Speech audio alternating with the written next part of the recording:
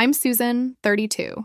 I walked into my parents' house to pick up my kids and heard my mother say, "The siblings' kids eat first, and mine wait for scraps." Jamie and Tyler sat in the corner, staring sadly at empty plates, while my sister Jessica's children ate seconds. "Get used to it," Jessica told my babies. "You were born to get leftovers." My father nodded. "They need to learn their place." I didn't say anything.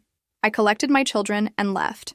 But over the next few weeks, what I discovered and what I did made them scream in desperation. Where are you watching from today? Drop your location in the comments below and hit that like and subscribe button if you've ever felt betrayed by your own family. You'll definitely want to stick around for what happened next.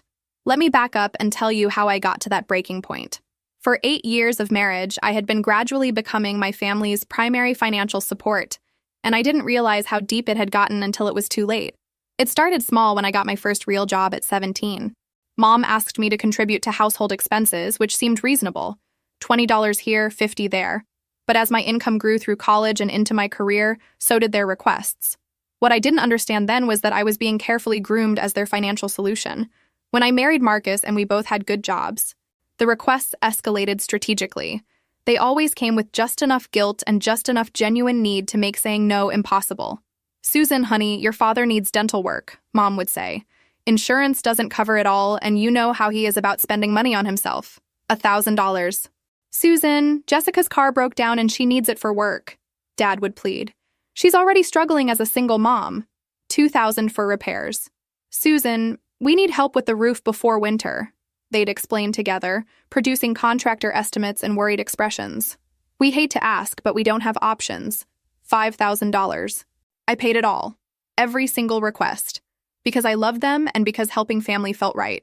What I didn't track was how the amounts kept growing, how my successful career made me an increasingly attractive target for larger emergencies. The pattern was insidious. When Marcus and I needed help moving, they were all busy with prior commitments. When I had surgery and needed someone to watch the kids, Jessica couldn't get time off work. When we asked them to babysit for our anniversary, suddenly everyone had scheduling conflicts. But when they needed money, I was the first person they called.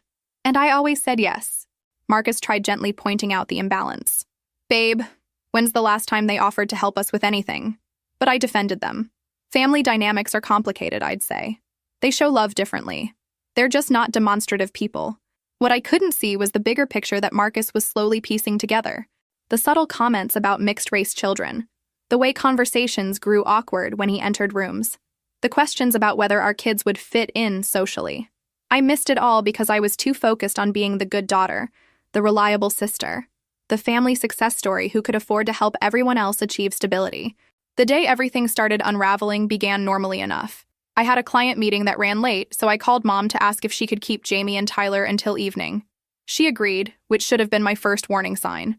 Mom rarely volunteered for extra time with my children, though she'd never admit that openly. When I pulled into their driveway at 6:30, I could hear children's voices from inside, but something felt different. The sound was segregated. Some voices from the dining room, others from what sounded like the kitchen area. I used my key and opened the door to find Jessica's twins, Madison and Connor, seated properly at the dining table with full plates and tall glasses of milk. My children sat cross-legged on the kitchen floor near the doorway, sharing what looked like peanut butter sandwiches and watching their cousins eat what smelled like homemade spaghetti. "Oh, good, you're here," Mom said, "Mamo," barely glancing up from clearing Madison's empty plate. "We were just finishing dinner." I took in the scene slowly. Jessica lounged comfortably at the table, scrolling through her phone while her children enjoyed their second helpings. Dad sat in his recliner with a plate on his lap, watching TV. The division was clear. Some children were dining, others were being fed. "Jamie, Tyler, how was your day?" I asked, kneeling down to their level. "Fine," Jamie said quietly. He was 8 years old and already learning to minimize his feelings. "Did you have fun playing with your cousins?" Tyler, who was 6 and hadn't yet mastered social diplomacy, shook his head. They were busy with different stuff. I looked around the room again, noticing details I'd somehow missed in previous visits. The way my children instinctively positioned themselves apart from the main family activity. The way Jessica's kids seemed comfortable treating the house as their domain while mine acted like cautious guests. "What did everyone have for dinner?" I asked, already suspecting the answer. "Mom made spaghetti," Madison announced proudly. "It was really good," Connor added. "And what did you boys have?" Sandwiches, Tyler said matter-of-factly. Grandma said there wasn't enough spaghetti for everyone. I looked at the kitchen counter, where a large pot still sat with what appeared to be substantial leftovers, enough spaghetti to feed several more people. Actually, I said, standing up, why don't we make you guys some real dinner before we head home? Oh, Susan, they're fine, Mom said quickly. Children don't need much.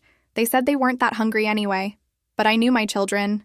Tyler was always hungry, and Jamie never turned down his grandmother's cooking unless something was wrong. They both looked tired in a way that went beyond physical exhaustion. They looked emotionally drained. I think I'll make them some plates anyway, I said, moving toward the stove. There's really no need to dirty more dishes, Jessica said without looking up from her phone. They ate. Kids don't need full meals every time they're here. Kids, not your children, or Jamie and Tyler. Just generic kids who apparently deserved less consideration than her own children. I heated up generous portions of spaghetti and watched my children's faces light up in a way that confirmed they'd been genuinely hungry. Not just snack hungry, but truly needing a proper meal. While they ate, I tried to piece together what had really happened during their day with their grandparents. So what did everyone do today? I asked casually. We watched TV mostly, Jamie said between bites. Any games? Any playing outside? The cousins exchanged glances before Madison answered. We played video games upstairs. That sounds fun. Did Jamie and Tyler play too? Silence. The kind of silence that speaks volumes. The upstairs games are for older kids, Connor finally said, though he was only a year older than Jamie. I see. And what about outside? It's such a beautiful day. We played in the backyard for a while, Jessica said, still focused on her phone. But you know how it is with mixed groups. Different interests, different comfort levels. Different comfort levels. The phrase hung in the air with implications I was just beginning to understand. Comfort levels? I asked. Oh, you know, Mom interjected quickly. Different ages, different personalities. Some children are more social, others are quieter. But Tyler was one of the most social children I'd ever met, and Jamie was only quiet when he felt unwelcome somewhere. Well, I said, I'm sure they'll have more fun next time once everyone gets to know each other better. Another awkward silence. Actually, Jessica said, setting her phone down, we might be pretty busy over the next few weekends. Summer activities, you know. Summer activities that apparently didn't include my children. Like what? Pool parties, neighborhood barbecues. Lots of social events. That sounds great. The boys love swimming and barbecues. Dad cleared his throat. Well, some of these events are specific to certain social circles. Long-standing neighborhood traditions. Traditions that my children weren't welcome at, apparently. I see. I was beginning to see quite clearly. And these traditions don't typically include families that might not fit the traditional demographic, Mom finished delicately. There it was, wrapped in polite language, but unmistakable in meaning. My children weren't welcome at neighborhood events because they were visibly mixed race, and my family was going along with that exclusion rather than fighting for their grandchildren's inclusion. How long has this been going on? I asked quietly. What do you mean? Jessica asked, but her guilty expression gave away that she knew exactly what I meant. How long have you been making decisions about what my children can and cannot participate in based on how they look? Susan, you're misunderstanding, Dad said. We're just trying to navigate social situations realistically. Realistically. As if accepting discrimination against 8- and 6-year-old children was the reasonable approach. Have you ever experienced family members treating your children differently because of their race? How did you handle discovering that the people you trusted were part of the problem? Drop a comment below because what I discovered next was even worse. I was processing this revelation when Tyler tugged on my sleeve. Mommy, can we go home now? The quiet resignation in his voice broke my heart. My 6-year-old shouldn't sound like he expected disappointment. Neither of my children should act like they were imposing on their own grandparents. Yes. Sweetheart, we're leaving soon, I said, helping him finish his spaghetti. Susan, don't make this bigger than it is, Mom said. We're just trying to help the boys understand how social situations work. By excluding them? By preparing them for reality, Dad corrected. The world isn't always inclusive. Better they learn that in a safe environment. Safe environment. They thought teaching my children to expect less was keeping them safe. And you think their grandparents' house should be the place where they learn they're not welcome? That's not what we're saying, Jessica protested. Then what are you saying?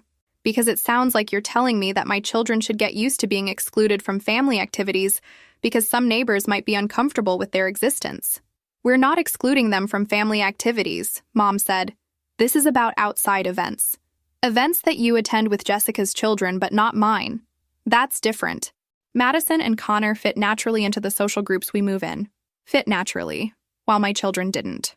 I looked at Jamie and Tyler, who were listening to this conversation with the careful attention children give to discussions about their own worth. They were learning, in real time, that their own family considered them a social liability. "Come on, boys, get your backpacks." "Susan, don't leave angry," Mom pleaded. "We can discuss this." "Discuss what?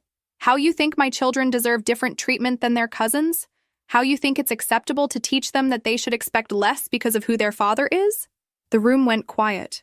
Even Madison and Connor, who'd been chattering throughout dinner, stopped talking. "We love those boys," Mom said weakly. "Do you? When's the last time you came to Tyler's soccer game? When's the last time you asked about Jamie's art project? When's the last time you called just to talk to them, not to ask me for help with bills?" They couldn't answer because we all knew the truth. Their relationship with my children had always been secondary to their relationship with my bank account. "This is ridiculous," Jessica said, standing up. "You're acting like we're terrible people because we're honest about social realities." "I'm acting like a mother whose children are being treated as less important than their cousins by their own family." "No one said they were less important," Dad protested. "You just spent 20 minutes explaining why they can't participate in the same activities as Madison and Connor. How is that not treating them as less important?" I helped my children gather their things, my hands shaking with controlled anger. "Where are you going?" Jessica demanded. "Home. To people who think my children are worthy of the same consideration as everyone else." The car ride home was heavy with unspoken questions. I kept glancing in the rearview mirror at my boys, both staring out their windows with the contemplative silence of children processing adult behavior they don't fully understand yet. Finally, Tyler spoke. "Mom, why can't we go to the pool parties?" I'd been dreading this question, hoping they hadn't fully grasped the implications of the conversation they'd witnessed. "Because some people aren't ready to welcome everyone yet, sweetheart. Because we look different from Madison and Connor." The directness of his 6-year-old observation hit me like a physical blow. He already understood more than I'd realized. "Yes, baby. Some people have small minds about differences." Jamie, my 8-year-old philosopher, spoke up. "Is it because Dad is black and you're white?" "That's part of it, yes." "Does Dad know that Grandma and Grandpa think we're different?" I pulled into our driveway and turned off the engine, considering how much truth I should share with children this young. But they'd already heard enough to draw their own conclusions. "Dad knows that some people in the world might treat you differently because of how you look. That's why he and I work so hard to make sure you know how special and valuable and wonderful you are. But Grandma and Grandpa are supposed to think we're special too," Tyler said. "Yes, they are." "Do they?" I sat in the car, looking at my beautiful children who were asking questions no child should have to ask, and realized I didn't have a good answer. Because the evidence suggested that my parents saw my children as complications rather than gifts. Marcus was in the kitchen when we came in, and he took one look at my face and immediately knew something significant had happened. "Rough afternoon?" he asked carefully. "We need to talk," I said, nodding toward the boys, "after they're settled." But Jamie, with the devastating honesty of childhood, walked straight to his father and said, "Dad, Grandpa says we can't go to neighborhood parties because people aren't comfortable with mixed kids." Marcus's coffee mug stopped halfway to his mouth. His expression cycled through hurt, anger, and something that looked like resigned confirmation. "Did he say that exactly?" "He said they needed to prepare us for reality because the world isn't inclusive," I said. Marcus set his mug down carefully. "And Mom agreed with this?" "She said it was about helping them understand how social situations work, by excluding them from social situations." "Exactly." Marcus knelt down to the boys' eye level. "How do you two feel about what they said?" "Confused," Jamie said. "We didn't do anything wrong." "Mad," Tyler added. "It's not fair." "You're both absolutely right. You didn't do anything wrong, and it's not fair. And you know what?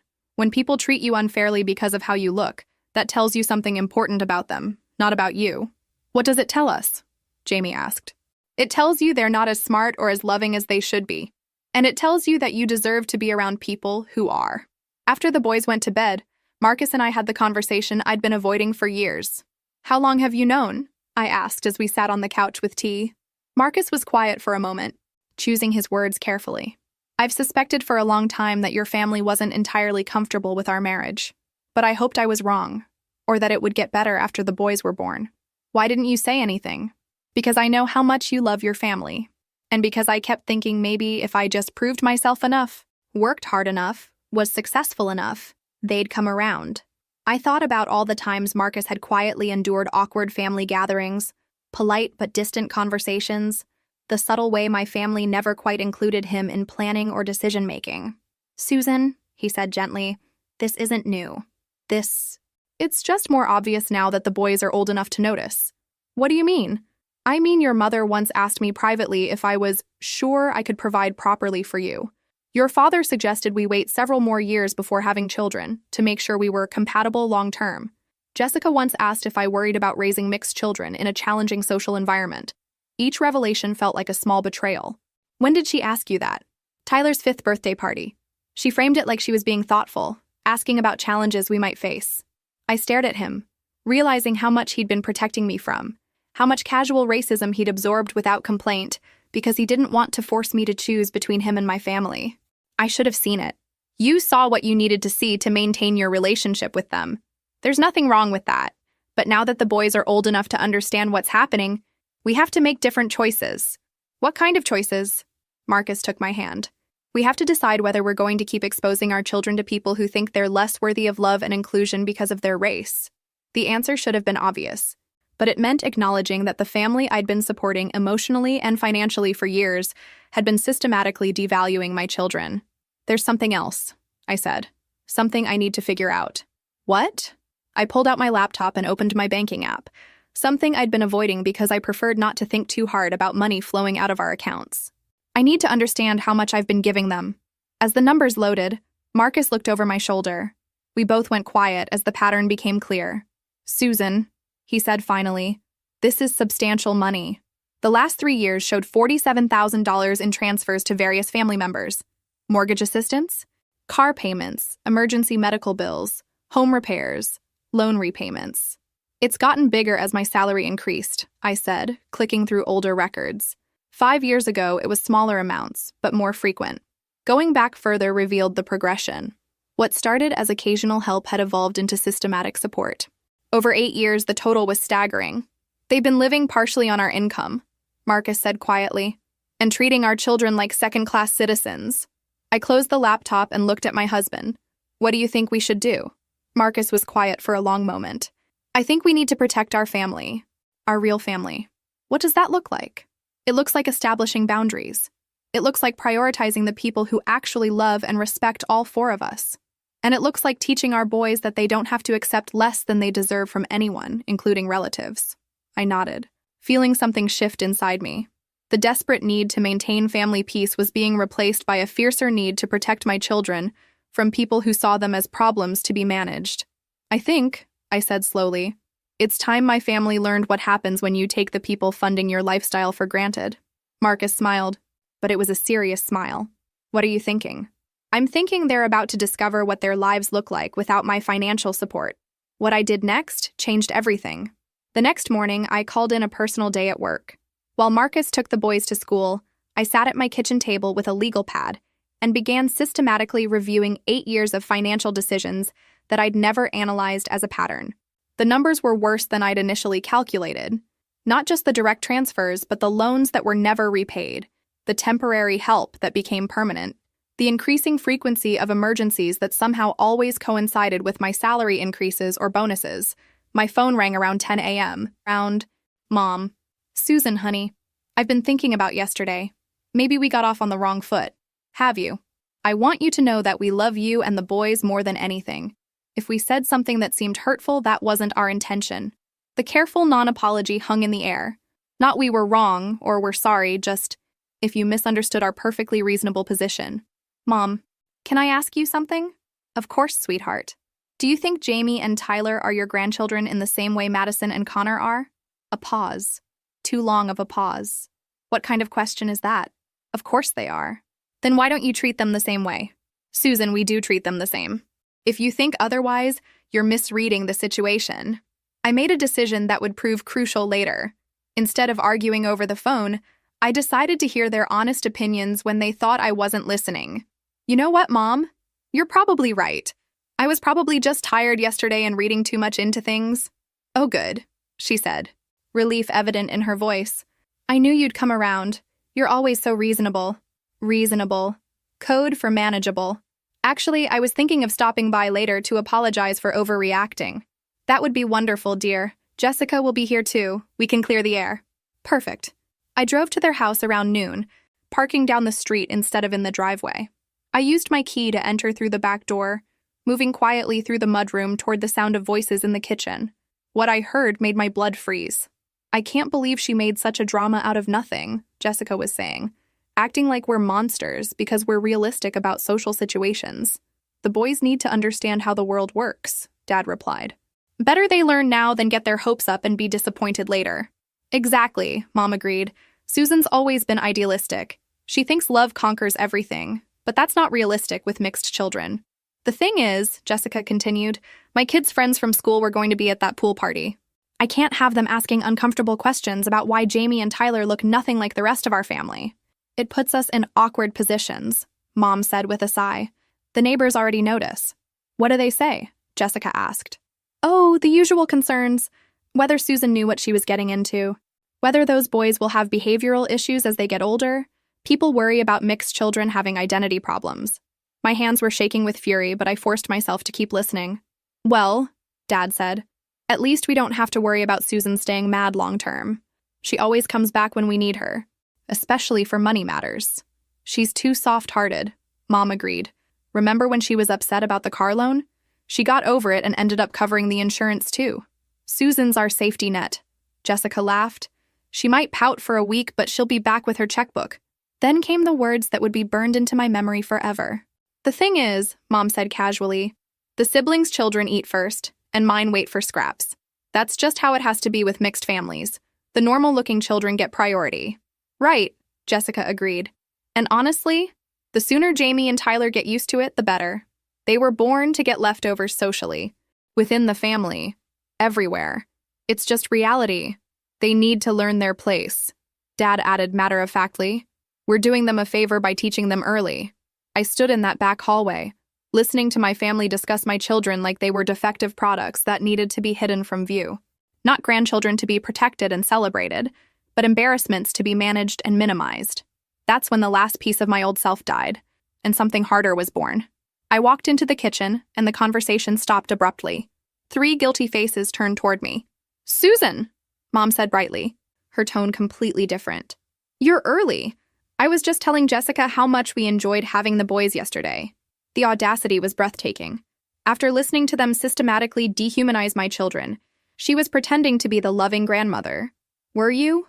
I said flatly. Yes. They're such good boys. So well-behaved and polite. I looked between the 3 of them, memorizing their faces, their expressions, the casual way they'd been discussing my children's inferior worth. I came to get Tyler's water bottle. I lied smoothly. He forgot it yesterday. Oh, of course. Let me help you find it, Mom offered, bustling around with fake helpfulness. I retrieved Tyler's water bottle from the counter and turned back to face them. Actually, I said calmly, I heard your conversation just now. The color drained from their faces. What conversation? Mom asked weakly. The one where you explained that mixed children should expect scraps while normal-looking children get priority. Dead silence. The one where you discussed how my children were born to get leftovers. Jessica opened her mouth, then closed it. The one where you agreed that they need to learn their place. Susan, Dad said carefully, you're taking things out of context. Am I? What context makes it acceptable to say that my 6- and 8-year-old children deserve less than their cousins because of their race? We never said that, Mom protested. You said it exactly. I heard every word. I looked at each of them in turn. But what really struck me was the part about me being your safety net. Your reliable ATM who always comes back with her checkbook. That's not, Jessica began. Isn't it? How much money have I given this family over the past 8 years? They exchanged glances, clearly uncomfortable with the direct question. We're family, Dad said. Family helps each other. You're absolutely right. Family does help each other. But here's the thing about family. They also love and protect each other's children. They don't teach those children to expect discrimination from their own relatives. I walked toward the door, then turned back. I'm going to give you some time to think about what you heard yourselves say today. About whether you can live with treating my children as less worthy than Jessica's. About whether your financial comfort is worth more than your grandchildren's emotional well-being. Susan, wait, Mom called. We'll talk again soon, I said, when you're ready to be honest about whether you actually want my children in your lives or just my money. Over the next week, I made a series of phone calls that would fundamentally alter my family's lifestyle. I started with my accountant, whom I'd been meaning to consult about our family's financial planning. I need to understand the full scope of financial support I've been providing to extended family members, I explained. We can definitely analyze that. Do you have records of transfers and payments? 8 years worth. When she called back 2 days later with her analysis, even I was shocked. Susan, you've provided $127,000 in documented financial support over 8 years. That's not including gifts or informal assistance that weren't recorded. The number was staggering. That was a house down payment. College funds for both boys. The European vacation Marcus and I had talked about for years. What would you recommend to someone in my situation? Financially speaking, immediate cessation of support. You're subsidizing other adults' lifestyles at the expense of your own family's long-term security. And if I wanted to recover some of these funds, that would depend on documentation. Were these gifts or loans? I thought about years of conversations, promises to pay you back when we get on our feet, assurances that it was just temporary help, repeated requests that came with implied repayment agreements. Mixed. Some were explicitly loans. Then you have options. But the bigger question is whether pursuing repayment is worth the emotional cost. She was right. I wasn't interested in chasing money from people who'd shown their true feelings about my family. I was interested in removing their financial incentive to pretend they wanted us around. Next call, family lawyer, recommended by a colleague. I need to understand my obligations regarding financial support I've been providing to family members. Are these court-ordered obligations? Elderly parents who need care? No. Voluntary support that's become expected and increasingly demanded. Then you have no legal obligation to continue. Any money you've given was your choice, and stopping is equally your choice. What if they've structured their lives around expecting this support? That's their problem to solve. You're not required to maintain other adults financially unless there's a specific legal agreement. That evening, Marcus and I had another crucial conversation. I want to cut off all financial support, I told him. All of it. Immediately. Marcus nodded slowly. I think that's right. But are you prepared for the fallout? What kind of fallout? Susan, you're talking about removing substantial support from people who've come to see it as guaranteed income. They're going to be desperate. They're going to say and do things to try to maintain their lifestyle. He was right, but I was past caring about their comfort. Let me ask you something, I said. If strangers treated our children the way my family treats them, what would you want me to do? Cut contact immediately. Then why should relatives get different treatment? They shouldn't.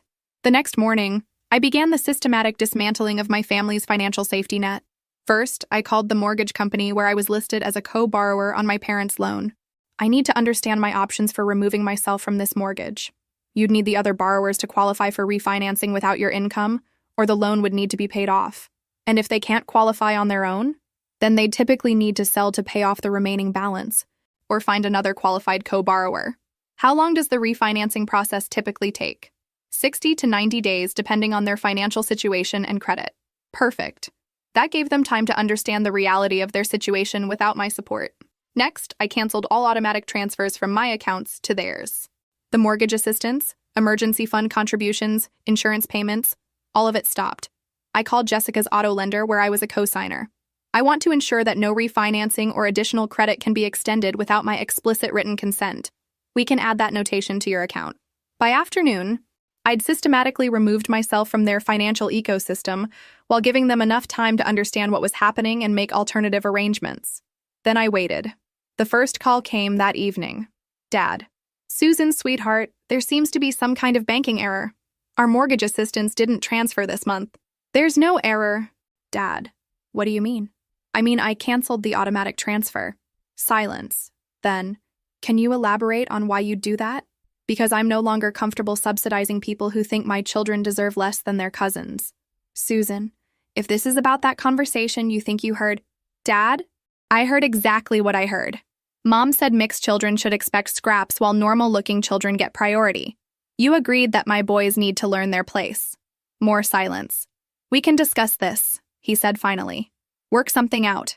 What's to discuss? Either you think my children are worthy of the same love and respect as Jessica's, or you don't. Of course we do. Then prove it. Start treating them that way. Stop making excuses for excluding them from family activities. Stop teaching them to expect less from life because of their race. Susan, you're being unreasonable. I'm being a mother. The mortgage help stops. The emergency fund stops. All of it stops until you figure out how to be proper grandparents to all your grandchildren. I ended the call before he could argue further. 20 minutes later, Jessica called. Susan, what the hell is going on? Dad called me panicking about the mortgage. I canceled my financial support. You can't do that. They depend on that money. Then they shouldn't have spent an hour discussing how my children are social liabilities who need to learn their place. That's not what we said. It's exactly what you said. I heard every word. Jessica's voice turned pleading. Look, maybe we could have phrased things better. But you can't destroy Mom and Dad's financial security over a misunderstanding. I'm not destroying anything. I'm simply stopping my subsidization of people who think my husband was a mistake and my children are problems. We never said that.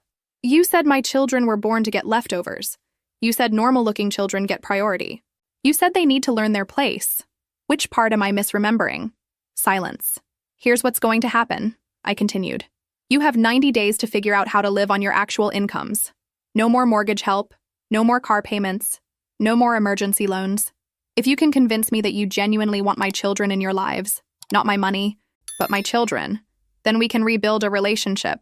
Susan, please. We can work this out. Can we? Because I've been trying to work things out for 8 years, and my children are still sitting on floors while their cousins eat at tables. The next 3 weeks were a masterclass in watching people reveal their true priorities. Mom called crying, explaining how they'd structured their budget around my assistance and couldn't possibly manage without it. When I suggested they might need to downsize to a home they could actually afford, she said I was being vindictive and cruel. Jessica called multiple times, alternating between anger and desperation. Her car payment was $389 monthly, which represented nearly a quarter of her part-time boutique salary. You're going to ruin my credit score, she accused, as if her financial planning was my responsibility. Dad tried a different approach, showing up at my house unannounced. Susan, we need to talk about this reasonably. I'm happy to talk reasonably about when you plan to start treating my children with the same consideration you show Jessica's. We do treat them the same? Dad, you literally said they need to learn their place because they're mixed race. That's not what I meant. Then what did you mean? He struggled for an answer, and I realized he couldn't explain it in a way that didn't sound racist because it was racist. Look, he said finally, maybe we've been insensitive, but destroying our financial stability isn't the answer. I'm not destroying anything. I'm stopping my participation in funding people who don't respect my family. We do respect your family. Show me. Invite Jamie and Tyler to everything you invite Madison and Connor to. Stop making excuses about social situations. Treat them like the grandchildren they are instead of problems to be managed. And if we do that, the financial support comes back. The fact that his first concern was money told me everything I needed to know about his priorities. Dad, if you genuinely change how you treat my children, if you start acting like a grandfather who loves and values them, then we can talk about rebuilding our relationship. But the days of me paying people to tolerate my family are over. By week 4, the desperation was setting in. My parents had put their house on the market. Jessica had started working additional hours and was looking for a second job. The comfortable lifestyle I'd been unknowingly subsidizing was crumbling. That's when they decided to try a different strategy. Mom called with a proposal. Susan, we've been thinking. What if we set up regular family dinners where everyone is treated equally? What would that look like? Well, every Sunday, all the grandchildren come over. Same activities for everyone. Same dinner for everyone. It sounded promising until she continued. And maybe, while we're rebuilding trust, you could at least help with essential expenses. Just the mortgage, so we don't lose the house. There it was. The performance of change in exchange for continued financial support. Mom, here's what I've learned. When someone shows you who they are, believe them. You showed me that you think my children deserve less than their cousins. Everything that's happened since then has been you trying to minimize that reality so you can keep my money. That's not true. Isn't it? You're not calling because you miss Jamie and Tyler. You're calling because you miss my financial contributions. We miss all of you. Then prove it. Spend time with my children without asking for money. Show genuine interest in their lives without trying to negotiate financial support. Act like grandparents who love them, not people who tolerate them for profit. 6 months later, I was loading the dishwasher after Sunday dinner when Marcus showed me a text he'd received. Your dad wants to meet for coffee, he said. Just the two of them. Says he wants to apologize properly. This was new. In 8 years of marriage, my father had never initiated one-on-one time with Marcus. What do you think? I asked. I think it's worth hearing what he has to say. 2 days later, Marcus came home from that coffee meeting with a complicated expression. How did it go? He apologized. Actually apologized, not just expressed regret that I was offended. For what specifically? For treating me like an outsider. For making assumptions about our children. For participating in conversations about whether they belonged in family activities. I studied Marcus's face. Do you believe him? I think he's scared. They lost the house, Susan. They're renting a small apartment now. Jessica's working 2 jobs and had to sell her car. They're learning what their lives look like without your financial support. Good, I said, surprising myself with the firmness in my voice. But I also think he's genuinely reflecting on some things. He asked about Jamie's art projects. He wanted to know about Tyler's soccer season. He seemed different. That evening, Mom called. Susan, I know you probably don't want to hear from me, but I wanted you to know that we're in family counseling. Are you? We're learning about unconscious bias and how our behavior affected you and the boys. We're trying to understand how we got to this point. I waited, curious whether this would lead to another request for financial assistance. I don't expect you to forgive us immediately, she continued, but I wanted you to know that we're working on becoming the kind of grandparents Jamie and Tyler deserve. What does that look like? It looks like admitting that we were wrong. About the pool parties. About the dinner arrangements. About all of it. It looks like learning to confront our own prejudices instead of expecting children to accommodate them. For the first time in our conversation, she sounded genuine rather than strategic. Mom, I need you to understand something. The money is never coming back. Regardless of what changes you make, I will never again subsidize this family financially. I understand. Do you? Because every previous conversation has eventually turned into a request for assistance. This family has to learn to live within our means. That's our responsibility. Not yours. It was the first time I'd ever heard her acknowledge that. If you want a relationship with Jamie and Tyler, I continued, it has to be because you value them, not because you're hoping to eventually restore financial support. I do value them. I know it doesn't look that way, but I do.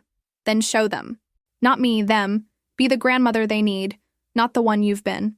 3 months later, we had our first family dinner in almost a year. Not at their house. They didn't have space in their small apartment. At a restaurant where everyone paid for their own meals. I watched carefully as my parents interacted with all 4 grandchildren. They asked Jamie about his latest art project and actually listened to his explanation. They cheered when Tyler described his soccer team's winning streak. They included both boys equally in conversations and activities. It wasn't perfect. Years of learned behavior don't disappear overnight, but it was different. Better.